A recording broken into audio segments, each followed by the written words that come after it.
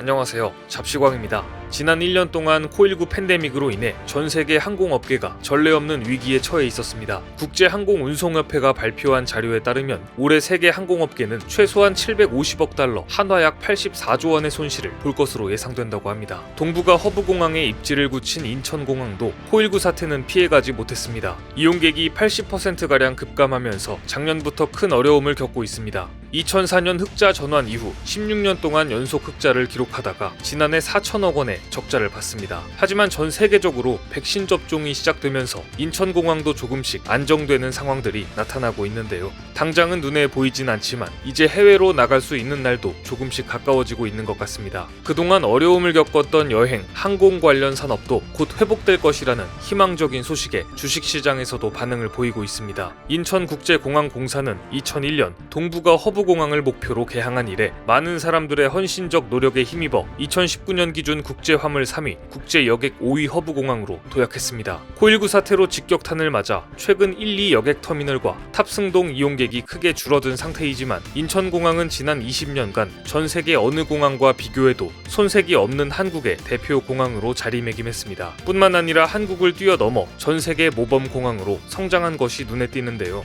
국제공항협의회에서 전 세계 1,700여 개 공항 이용객을 대상으로 실시한 세계 공항 서비스 평가에서 12년 연속 세계 1위를 달성해 공항업계의 글로벌 스탠다드가 됐습니다. 인천공항은 이번 코일9 위기에 처한 상황을 극복하기 위해 여러 가지 방안을 모색하고 있습니다. 코일9에도 신속한 위기 대응 및 체계적인 안전관리로 글로벌 공항의 새로운 기준을 만들어가고 있습니다. 지난해 코로나 안심공항을 선언하고 출입국 전 과정에 걸친 스마트 방역 체계를 구축했고 아시아 태평양 지역 최초로 공항 방역 인증을 획득해 국가 대표 관문으로서 국민이 안심할 수 있는 공항을 구현했습니다. 이토록 힘든 와중에도 불구하고 수출 부문에서도 작년보다 증가하는 모습을 보여주고 있습니다. 인천 본부세관에 따르면 지난해 인천공항을 통한 수출은 전년 대비 15% 증가한 470억 달러를 기록했습니다. 수출은 지난해 5월 이후 8개월간 진단키트, 마스크 필터 제조용 부직포 등 코일9 관련 물품 수출이 증가했습니다. 업계 관계자는 검사 키트 등 코로나19 품목이 K-방역 성과에 힘입어 많이 수출됐고 국적항공사가 여객기를 화물기로 개조해 적극 대응, 물동량 증가를 견인한 것으로 보인다고 밝혔습니다. 대한항공도 지난해 코일9로 매출이 대폭 감소한 속에서도 화물 운송과 비용 절감 등을 통해 2,300억 원의 영업이익을 기록하는 등 선방하는 모습을 보여줬습니다. 이렇게 한국은 어려운 상황에서도 돌파구를 찾으면서 글로벌 리딩 공항의 힘을 보여주고 있습니다. 그런데 최근 한국 항공업계에 또 하나의 좋은 소식이 들려왔습니다. 인천국제공항공사가 폴란드 신공항 개발 사업의 자문사로 선정되었다는 소식입니다. 이에 따라 인천공항은 앞으로 3년간 폴란드 신공항 사업의 전략적 자문사로 사업 계획 단계부터 공항 건설 및 운영 전반에 이르는 자문을 수행하게 됩니다. 인천공항은 폴란드 신공항 건설과 운영뿐만 아니라 지분 투자까지 참여하면서 전략적인 파트너가 된 것입니다. 또 사업 노하우를 전수하기 위해 바르샤바의 해외 지사까지 설립하는 등 적극적인 해외 사업 확장에 나서고 있습니다. 인천공항 관계자는 동유럽 내 거점 확보를 통해 동아시아 공항들과의 허브 경쟁에서 우위를 점하기 위한 전략적 활용을 추진할 것이라고 밝혔습니다. 폴란드 정부는 2018년 기존의 관문 공항인 바르샤바 쇼팽 공항의 시설 포화 문제를 해결하고 급증하는 항공 여객 수요에 대응하기 위해 신공항 건설을 추진해 왔습니다. 2027년 개항을 목표로 연간 여객 수용 능력 4,500만 명 규모로 건설한다는 계획입니다. 또 단순 공항 건설뿐만 아니라 신공항과 연계된 철도를 건설하고 배후도시 개발을 통해 동유럽 최대 규모의 복합 운송 허브 건설을 목표로 합니다. 이 밖에 무역, 컨벤션, 호텔 레저, 연구개발 등 공항 배후도시 개발이 포함된 초대형 신공항 프로젝트가 본격화되면 총액 약 10조 원 규모의 사업이 추진될 전망입니다.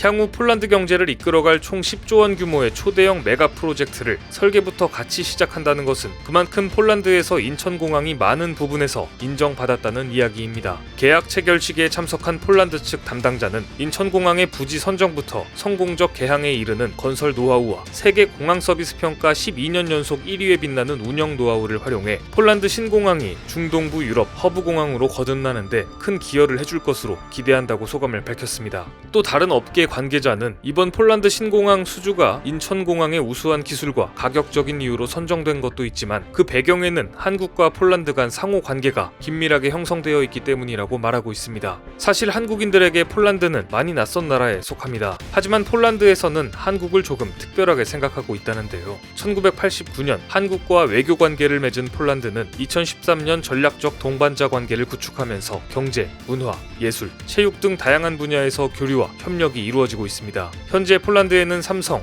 LG, 현대, 기아, 포스코 등 약 180여 개의 한국 기업이 진출해 있으며 현지 인력 약 2만 명을 고용하고 있기 때문에 경제적인 측면에서 폴란드는 우리에게 중요하고 폴란드 정부와 국민들도 한국과의 경제 협력이 정말 중요하다고 인식하고 있습니다. 또 한국어, K-팝, 태권도부터 한국 영화, K-뷰티 등에서 한국에 대한 인식이 굉장히 좋습니다. 폴란드의 수도 바르샤바에 있는 한국 식당에는 한국인보다 폴란드 사람이 더 많은 상황이고 심지어 폴란드 사람 상당수가 집에서 직접 김치를 담가 먹기도 합니다. 또한 폴란드 항공을 탑승해보신 분들은 기내식에서 반가운 경험을 해보신 적이 있으실 텐데요. 폴란드 항공에서는 한국의 신라면을 제공하고 있으며 심지어 원한다면 무제한으로 먹을 수 있습니다. 또한 해당 항공사는 한국인 직원은 없지만 한국어를 할 줄 아는 승무원이 있는 것으로 알려져 있습니다. 어떠한 이유로 한국과 폴란드가 밀접한 관계를 맺게 되었는지 궁금해지는데요. 우선 정서적으로도 폴란드 사람들은 인정이 있고 관용적이며 개방적이어서 우리와 통하는 부분이 있습니다.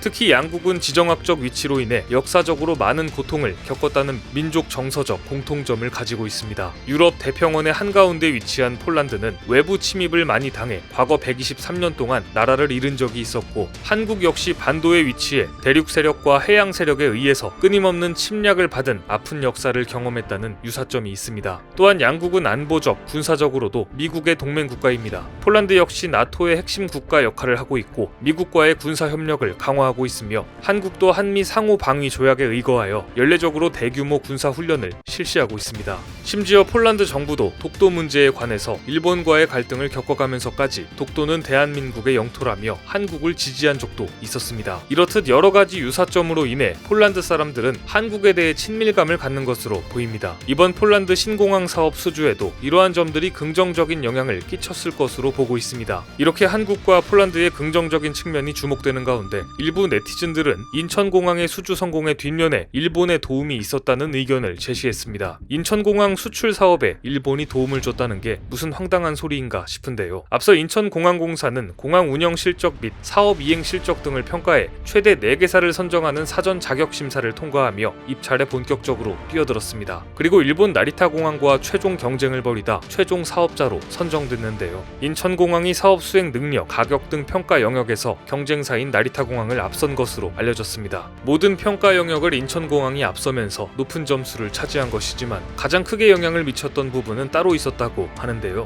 나리타 공항의 치명적인 단점이 발견됐기 때문이라고 합니다. 인천공항과 나리타 공항의 뒷이야기는 내일 이어질 2부에서 자세히 들려드리겠습니다. 오늘 준비한 소식은 여기까지입니다. 댓글을 통한 여러분들의 많은 의견 기다리겠습니다. 많은 분들의 생각이 모였을 때 진정 가치 있는 지식이 완성될 것입니다. 시청해주셔서 감사합니다.